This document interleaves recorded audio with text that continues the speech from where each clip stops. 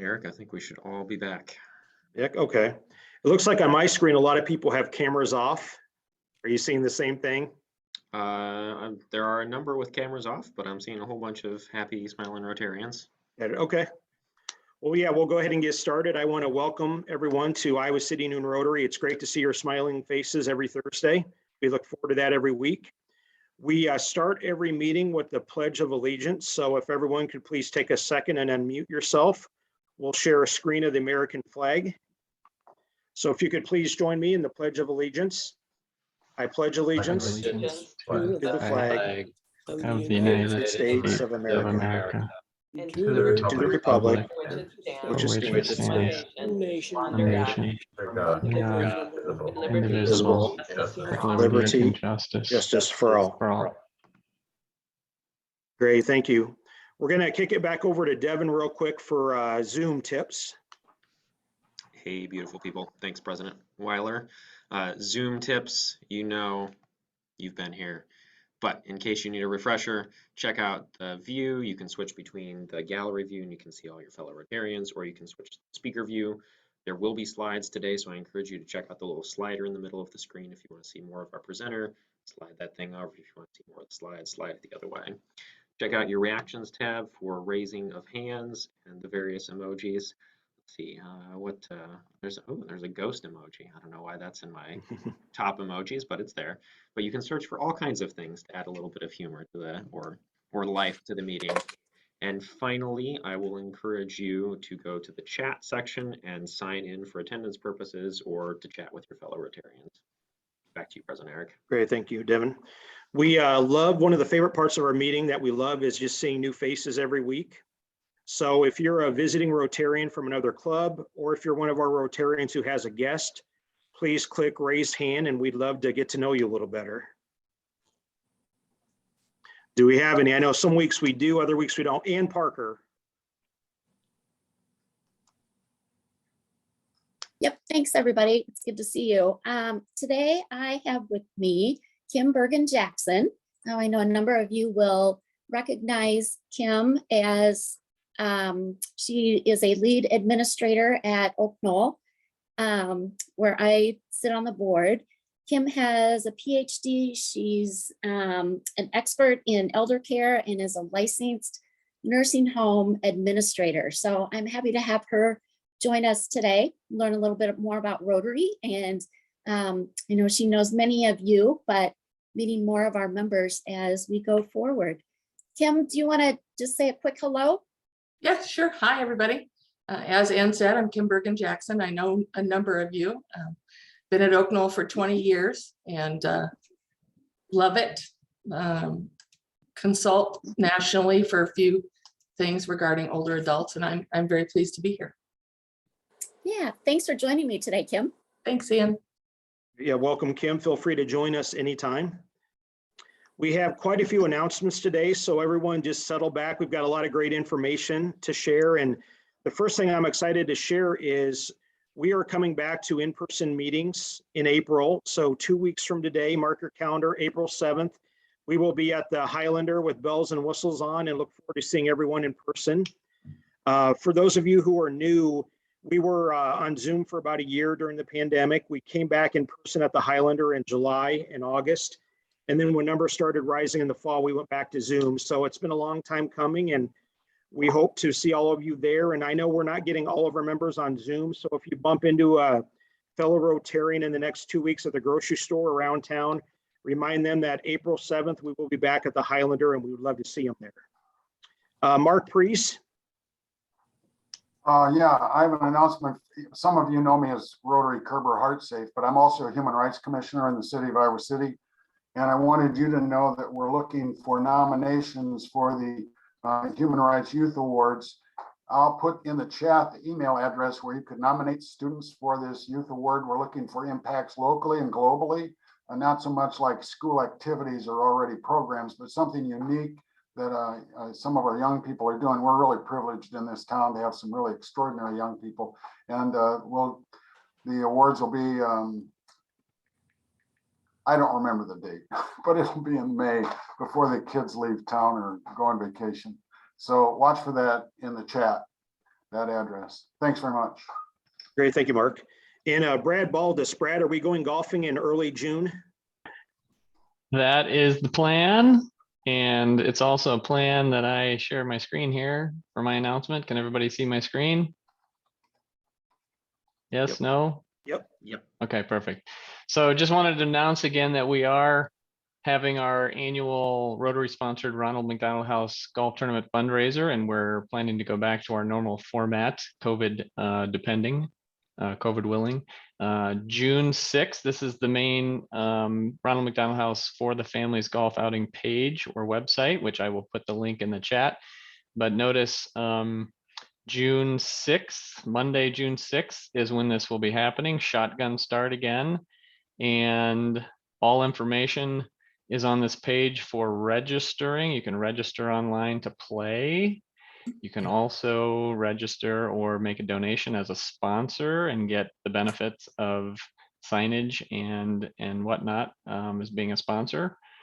And farther down on the page is the ability to adopt a house program, which we had last year. So if you're not able to play or volunteer or not necessarily sponsor, you can still provide a specific financial gift to adopt a program, a specific program at the house, which is listed on this page. And creatively with golfing terms here: mulligan, birdie, log and strive, eagle, longest putt, so on and so forth. Lastly, we also have the volunteer sign-up genius up and ready, thanks to Joe Hughes and his eagerness to get signed up. So here's currently what the sign-up genius looks like. We've got people already signed up for some slots, but we have more slots available to volunteer, and it describes what those volunteer roles are on the left-hand column. So there's lots of options with different timeframes, and it's a great event that everybody that participates either as a golfer or a volunteer always has a good time, and it's a great fundraiser. And I think we are going to be getting this information updated here shortly, but I reminded myself from last year, after last year's event, which was a reduced event, we got up to $926,981 of total funds raised to date in the life of the event. So as Eric is always asking me, I'm preempting him today to say we hopefully will get close to the $1 million mark this year, maybe go over next year, but obviously the more we can raise this year, the better. So that is it for my announcement. Thank you. Great, Brad. Thanks for your leadership. This is a project that all Rotarians can be proud of. The Ronald McDonald House can be proud of. And Brad and I have already talked to the powers that be, and it's going to be 72 degrees and sunny that day on June 6th. So mark that on your calendar. Exactly. Yep. Missy Forbes has an announcement. You. I just want to let everyone know that 4Cs is celebrating our 50th year of existence of childcare advocacy in Johnson County, and we are having a ribbon cutting. So I wanted to invite everyone. It's Tuesday, April 5th at 4 p.m. at our administrative offices at 1500 Sycamore Street in Iowa City. And I'm going to put that info in the chat with my email address if you want to RSVP. But I would love to be able to have everybody come in and celebrate the ribbon cutting and learn a little bit more about the 4Cs programs that we have and kind of what we're thinking about, like moving forward, what 4Cs is focusing on in our community, and to also show you guys what your $500 gift has kind of gone towards sponsoring. So anyway, again, that's Tuesday, April 5th at 4 p.m. and I'll put that info in the chat too. So thank you. Great, thank you, Missy. Steve Schomburg. Steve, you have an announcement? Yes, thank you. We're planting trees this spring on April 16th in Scott Park.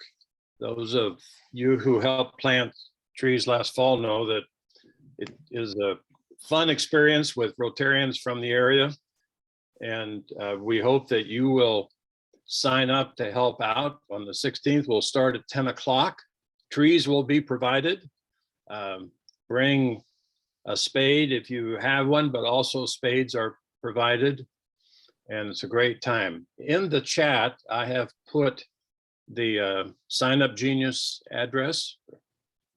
To sign up, we'd like to have some idea of how many people are coming, so how hard to push for volunteers. Ryan has been taking the major leadership on this. We've been meeting with area Rotary clubs. Kim Schilling has been chairing this group. So hope to see you on the 16th. Please sign up. Great, thank you, Steve. And if you're wondering about, where does the funding come from for the tree planting? This is an opportunity we have through our Rotary district called the Community Service Grant. And last year we were thrilled to be able to get $5,000 from the district. Our club matches that dollar for dollar. So we have $10,000 to plant trees in our community. We got funding, again, another $10,000 last year for the Rotary Kerber Heart Safe program. And we're wanting people to start to think of ideas for our next project. These need to be projects that we don't just want to write out a check and like buy a park bench or something. These are projects that roll up our sleeves and get involved as Rotarians, projects that are going to impact our community of Johnson County. And our chair for the Rotary District Grant is going to be Brent Karstensen. He's not with us today, but he will be with us to announce this next week as well. So just encourage everyone to start brainstorming ideas you have for good projects. And as I mentioned, great opportunity to get Rotary involved and to get up to $10,000 to help our community. So Gary Pesha, you have an announcement, Gary? Yes, I do. Speaking of good things done in the world by Rotary, the West High and City High Interact Clubs, which are junior Rotarians, if you wish, are again hosting on April 4th, that's a week from Monday, at the Coralville Center for Performing Arts, a fundraiser that the students have put together themselves, showcasing talent from both those schools, the proceeds of which go to our collaboration for Iowa Most between us and the Rotarians in Guatemala. For those that don't know it, that particular trip annually does things like cleft lip and cleft palate repair, educational outreach, and we are now even doing cataract surgeries for those folks. This is a fundraiser.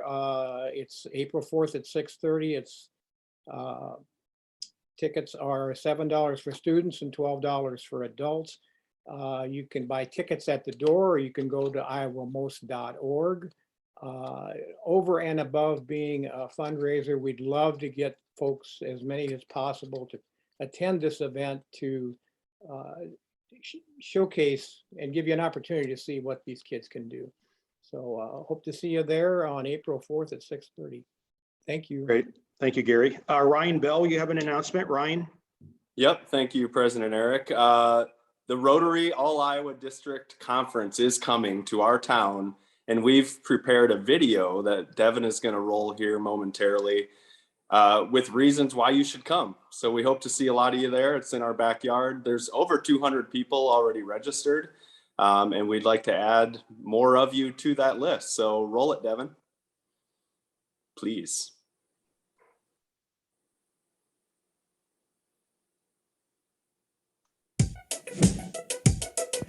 We have a lot of great things planned for our joint district conference with districts 5970 and 6000. But don't just take our word for it. Here are 10 reasons you should join us.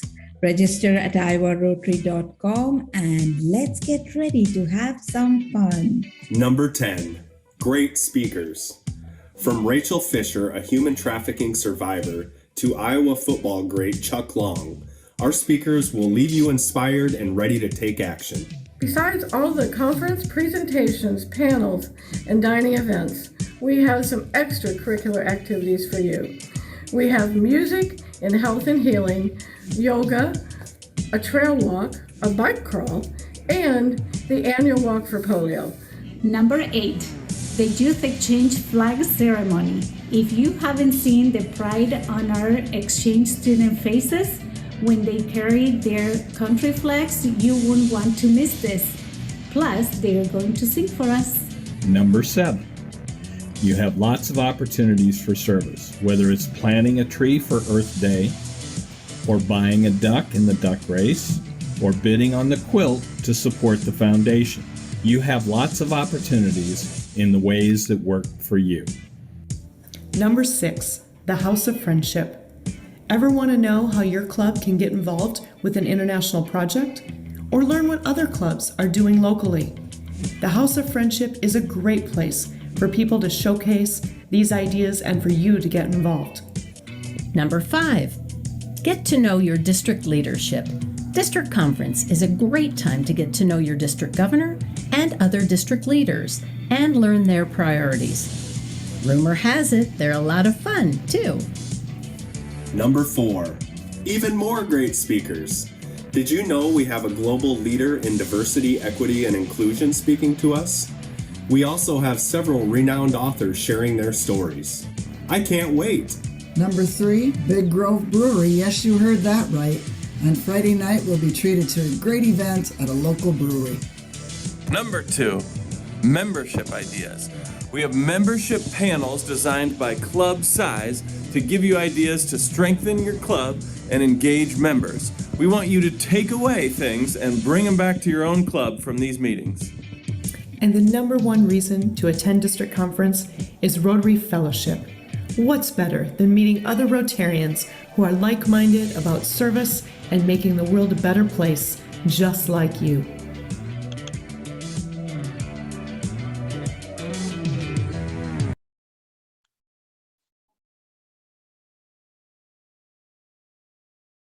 Thank you for watching that. Back to you, Eric. Great. Well, this is a rare opportunity where the district conference is right in our backyard. So we're really hoping to get a good representation from our club.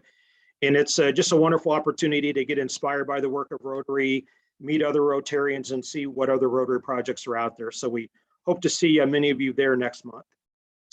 So we've got a lot of wealth of announcements there. You see we're doing a lot of great work. There's a lot of activity we're doing in the community and beyond. And we have a wonderful, wonderful program today. And I'd like to introduce Devin again to introduce our speaker to us today. Devin. Yeah, thanks, President Eric. We have 2 speakers today, and I will introduce them sequentially since I can't do it at the same time. Someday I'll get that talented. But we have Rabbi Hugenholtz, who is Dutch as well, so have that connection there. And she is the, I'm getting to the point, all right, she's the rabbi for Congregation Agudas Achim here in Iowa City, Iowa. And she was born in Amsterdam, the Netherlands, spent the majority of her childhood in southern Spain, went back to the Netherlands where she got a Master of Science in Cultural Anthropology and Sociology of Non-Western Societies from the University of Amsterdam, and then furthered her Jewish education by studying at the conservative yeshiva in Jerusalem, Israel, and was an E. Levinus Fellow at Paideia. You can tell us how badly I pronounced that, the European Institute of Jewish Studies in Stockholm, Sweden. And then she completed her rabbinical training, and she was ordained as a rabbi in 2013. She served as a rabbi in Leeds and is very excited to be here in Iowa City. In her free time, she enjoys composing liturgical music, songwriting, writing, traveling, photography, and cooking. She has 3 kids. She takes an interest in issues of multicultural and social justice and firmly believes in representing a socially relevant and spiritually compelling Judaism for today's world. So she is part of a team that is going to present, and the other presenter today is from here in our backyard as well. Jennifer New is a local author and community organizer, and she is the Associate Director of the University of Iowa's Obermann Center for Advanced Studies. Thank you both for being here. Looking forward to hearing from you. Thank you very much, Devin, for your introduction. Yeah, thank you, Devin. Thank you so much. The rabbi and I are going to share our time, and I'm going to go first, and then we'll follow up with the rabbi and then some time for questions. So we are here to share with you a very exciting tree planting, and it was great to hear of other tree plantings happening in our community during the announcement. So, you know, it's definitely spring. So some of you may already have learned about the so-called Anne Frank tree that will be planted on the University of Iowa Pentecrest in late April. So the actual date is April 29th, and which is also Arbor Day. So we are just here together to share more about that event and how it came about. So Devin, would you go ahead and start the slides? Thank you so much for doing that.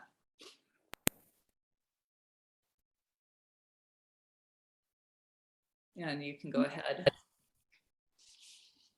So I'm going to provide a little bit of background here. So, as many of you may know, Anne Frank and her family and another family spent a little over 2 years in hiding in Amsterdam. And they were in the back section of one of these narrow houses that you can see over in the right on this picture. And so because this was a courtyard and many people could see into the building where they were hiding, all of the windows were blacked out, papered over. The one exception was a window up in the attic through which they could see the very top of this giant tree. So this is a horse chestnut tree. It is different than the American chestnut, which was largely, has been taken out by blight, kind of similar to what we're experiencing now with ash trees. So this is a different kind of chestnut tree. And this stood in the courtyard behind the annex. The tree remained after Anne was there for another 50 years. And it was believed to be one of the oldest chestnuts in Amsterdam. It finally succumbed to rot in 2010, at which point it was removed, and it was believed to be about 170 years old. One thing to note is that Anne wrote multiple times in her diary about the tree, and really used it as a way to connect to nature, to have a sense of the outside world and the changing seasons. So going ahead to the next slide. So before the tree was removed, the Anne Frank House and Foundation in Amsterdam began to germinate seeds from the tree and grow saplings. So first, those saplings were largely donated to schools across Europe that have Anne's name. So, the Anne Frank Elementary School in such and such a town. And then the Anne Frank Center in the US became involved. They're a partner organization of the House and Foundation in Amsterdam, and began a program by which people could make a proposal to have an Anne Frank tree in their community as a way to share her humanitarian message. So at this time, right now, there are a dozen saplings in the United States, and you can see there where they are, and they're in some, pretty impressive places, and places where that kind of humanitarian message is particularly relevant and important, including at the 9/11 memorial site, at the UN headquarters, and so on. And if we can go to the next slide. So a local member of our community who is on the German faculty, Kirsten Kumpf-Behl, and Kirsten studies Anne Frank and other youth diarists from the Holocaust, as well as the role of trees in Holocaust memoirs and diaries. And trees as sort of symbols and characters, if you will, of hope and survival. So Kirsten found out about this tree program and wrote a proposal to bring a sapling to the University of Iowa Penncrest. She got letters of support from different members of both campus and the community for this. Kirsten really believes in Anne's message. As she says here, her tree represents so much, a reminder of her and many others' horrible stories of persecution, but also a symbol of beauty, of humanity, of an undying spirit. And so Kirsten gained this approval for bringing the tree in 2020. And the tree was originally supposed to be planted that spring. So it has been postponed now for 2 years, and the tree has actually been sitting in a nursery in Indiana. So there's a Holocaust museum in Indiana with which the Anne Frank Museum has an ongoing relationship, and that's where the trees that come to the US originally go and are cared for before they move somewhere else. And actually this very weekend, leaving tomorrow, Kirsten and our chief arborist for the University of Iowa, Andy Dahl, are driving to Indiana, not in this truck, in a larger truck, to go get the tree. Next slide, please. So in Kirsten's proposal, she made 3 main points about why Iowa City, why this tree at this location. So first of all, Iowa City, of course, is a city of literature, and it is a place where writing is extremely respected and celebrated. And Anne considered herself a writer. It was her greatest dream and hope to be a writer. That was her passion. So in that way, there's this clear link. Also, the University of Iowa is, as the upper left photo shows, we're a member of Tree Campus USA. We've won multiple awards for the trees on our campus. There's 300 different variety of trees, including many historically important trees, and some of which have literary connections. Several were planted in front of the Writers' Workshop that are connected to famous writers' homes and have that same kind of rootedness, if you will, to the literary scene. And then finally, downtown Iowa City and the Pentecrest in particular are known as a place for peaceful protest toward humanitarian good. So certainly most recently, the Black Lives Matter protests occurred there. Not very long ago, Greta Thunberg spoke just a block away. And we see Anne as really having that activist spirit. So all of those made sense to the committee that awarded us the tree. Next slide. So this is, forgive me, I was working quickly and this isn't the best map, but this will give you some sense of where the tree will be planted. So on the right, you'll see Clinton Street, and then running into it right in the middle of the map, thank you, is Iowa Avenue, which goes right into the old Capitol. So over at the Star is where, not the sun, the Star, thank you. The Star is where the tree will actually be planted. So it's in that northeast corner of the Pentecrest. It's right across from the very far end of Phillips Hall and then toward the church on that corner. And then where the sun is right in front of the McBride Hall steps. So the entrance to the Natural History Museum. And that is where the ceremony will take place on April 29th. Next slide. This project has been a real pleasure to work on, because as somebody who grew up in Iowa City and has worked for the university for well over a decade, it is perhaps the strongest, just most joyful campus community project I've been part of.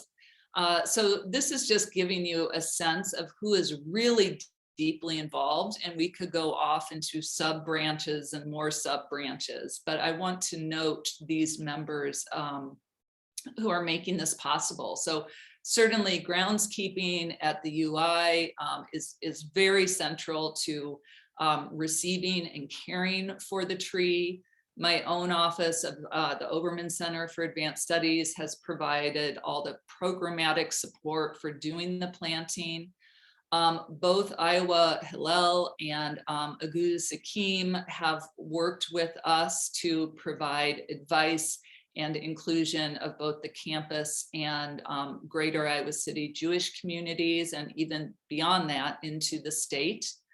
UI International Programs recently hosted a 2-day symposium about how Anne Frank is taught in schools and beyond. And they've also hosted a traveling exhibit that had been at Old Capitol and is now, right now it's in Muscatine, and it's visiting 6 different Iowa communities. The Iowa Women's Archives in the main library has offered just outstanding curricular support for University of Iowa undergraduates. They have an extremely strong collection called the Jewish Life and History in Iowa collection of letters and objects collected throughout our state. The Oakdale Choir, led by Mary Cohen, has written and performed and will perform an original song for the event on April 29th. And the Iowa Youth Writing Project has hosted a writing contest for teenagers with a theme that is close to Anne Frank's story. Next slide. So finally, I just wanted to offer you a few ways to get involved. I think one of the biggest is to read the diary. You know, it's this story that I think we all think we know, and maybe we read the whole thing, or we read a little bit way back when, but it's really worth revisiting. I just recently reread it, and Anne is a vivacious, smart, lovely companion. So read the diary and read it with friends, talk about it with friends. We have organized a series of events to support the reading. The first one already happened, but you can watch it. It was all about the location and how Amsterdam and the annex and the space that these folks were living in and what that meant to them and what Anne is describing. The next one is going to be about what it means to keep a diary, what that means for a young person at that age, how Anne's book has affected other diarists in history. And then finally, a conversation about Judaism in the diary. And that final link there, you can find more information about these events. And these are all hosted with the Iowa City Public Library. And next slide. We also, you don't have to register to attend, but it would sure help. We are trying to get a sense of how many people will be there that day. And so registering to come is just super helpful. It does note on there, if you need a chair in order to attend, please let us know. But we're also kind of going jazz festival style and encouraging people to bring a chair. The rabbi will talk more about the Shabbat services that will follow. And then that evening we'll have our youth writers who will be reading directly across the street at Phillips Hall. And last slide, I believe. Oh no, there's 2 more. So we have a little newsletter. It is just, I mean, there will probably be 3 more of them. So it's not like you're going to get newsletters forevermore. It's just a way for people who have signed up to stay in the know about events going on around this tree. So go ahead and sign up for that. And then finally, we have done a Gold Rush campaign with the University of Iowa Center for Advancement to help support both this event and then also to really center the tree going forward as a space in our community for learning. And so all funds that don't go towards this event on April 29th will go toward that.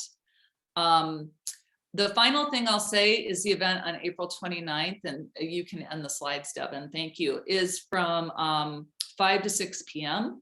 It will feature musicians. Mary Cohen's community Oakdale Choir will be singing. I saw that Mayor Teague is on here. He probably doesn't know this yet, but Mary's going to ask Mayor Teague to do a solo. So you heard that from me first. We will have a performance from a playwright student in the MFA program who's been traveling frequently to Eastern Europe in the past few years to write a piece about a Jewish American experience. We have a young spoken word artist coming from Texas who has Iowa roots and Syrian roots and is American Muslim. And I think that this is, she has a very similar message to Anne. And I think that it is a relationship that Anne would have welcomed, I like to think. There will be talks from the president of the university and certainly from Kirsten Kumpf-Bale, who will tell us all about her journey with this tree. So Rabbi, I hand it to you.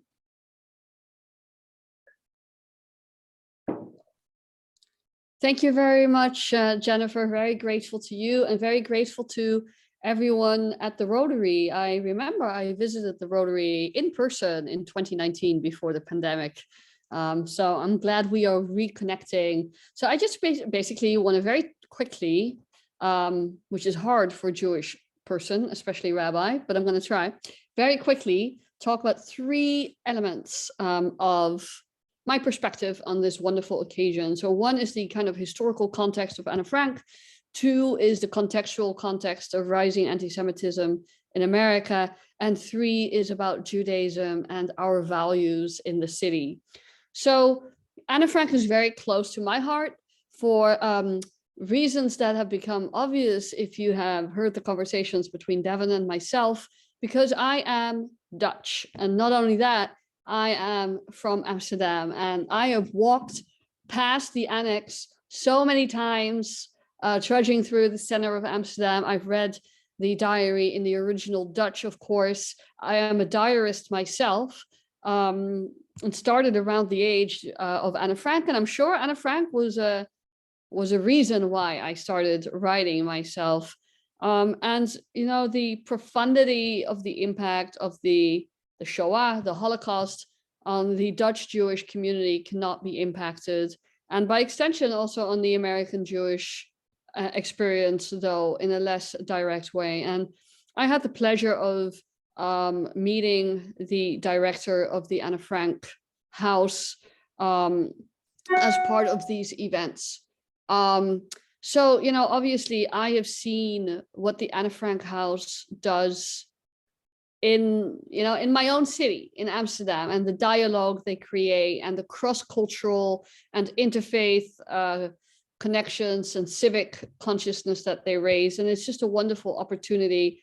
I have seen the tree, the original tree, before it came down. So obviously this is a project close to my heart, and it's very fortuitous that I ended up in Iowa City fairly randomly. And now this tree is ending up in Iowa City. And it's almost like I would believe in a higher power or something like that, aligning the stars. So it's a very, very important and big honor for the city and for the community, the university community and the Jewish community.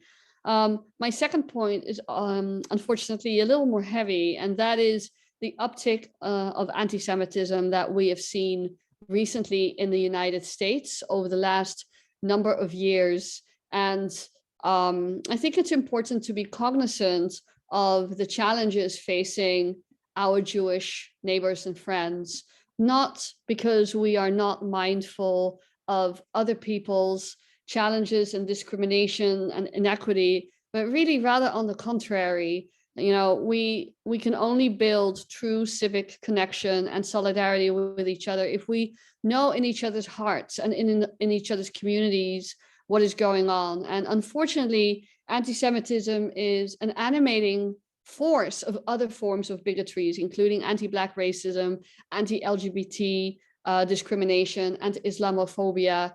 So it is important to understand the beast, so to say. And the statistics are really quite chilling. So here's some very quick statistics for you, released in 2020 and 2021.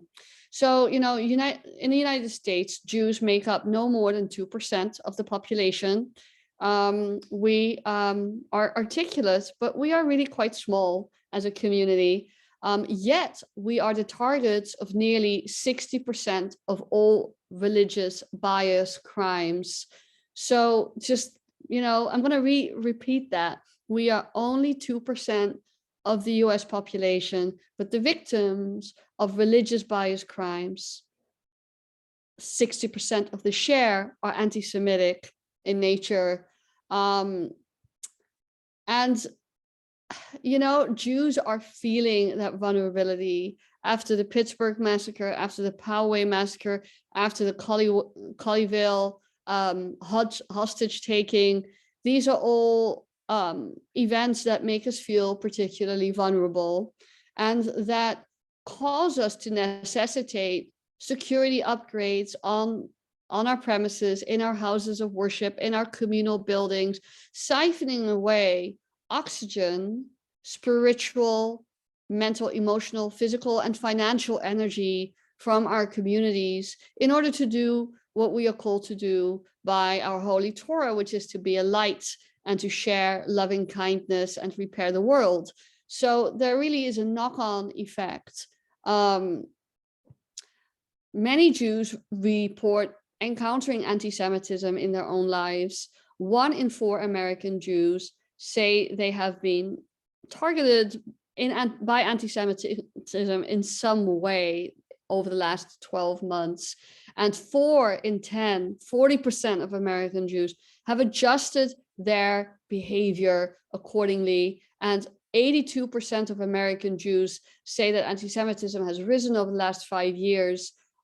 And this is borne out by FBI data. Yet, and this is the part that I am reaching out my hand to you all as my siblings in civic life, yet only 44% of the general public believes this to be the case. So there is a huge kind of perception gap between how we Jews experience anti-Semitism and how it figures in our lives versus how other people may or may not be aware of that.